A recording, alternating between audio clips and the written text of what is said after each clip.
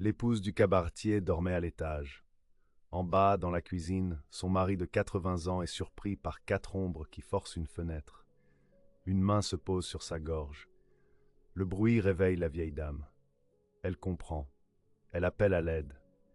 Un des hommes monte les escaliers 4 à 4. Il la bâillonne. Pendant ce temps, les autres fouillent la maison. Ils raflent 1 000 francs, des bijoux, des vêtements. 1 heure plus tard, ils disparaissent dans la nuit. Quand elle peut enfin descendre, son mari ne respire plus. Elle en perdra la raison. C'est la première fois que la bande Paulet laisse le silence derrière elle.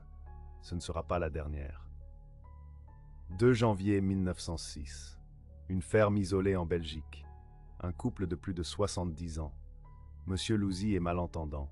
Il voit 3 hommes armés de gourdins apparaître devant lui. Sa femme lui crie à l'oreille « Ils en veulent à nos sous !» Le vieil homme se dresse. Jamais. Il faut l'aide d'un second homme pour maîtriser le vieillard qui se défend avec l'énergie du désespoir. Sa femme est rattrapée. Les coups pleuvent, elle indique une cachette. 250 francs belges. Les hommes hurlent. « Et l'or? Où est l'or ?» Leur chef finit par dire « Allons-nous-en, c'est un abattoir. » Quand ils partent, elle ne se relèvera pas. Lui survivra, le visage brisé. À Violaine, c'est une famille entière qui est effacée. Un couple de personnes âgées et leurs filles. Plus de 118 agressions, vols, attaques. Le Nord vit dans la peur.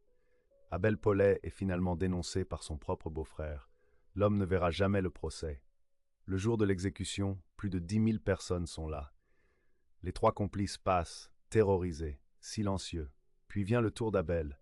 La foule chante son nom. Il arrive en dernier, il défie, il hurle.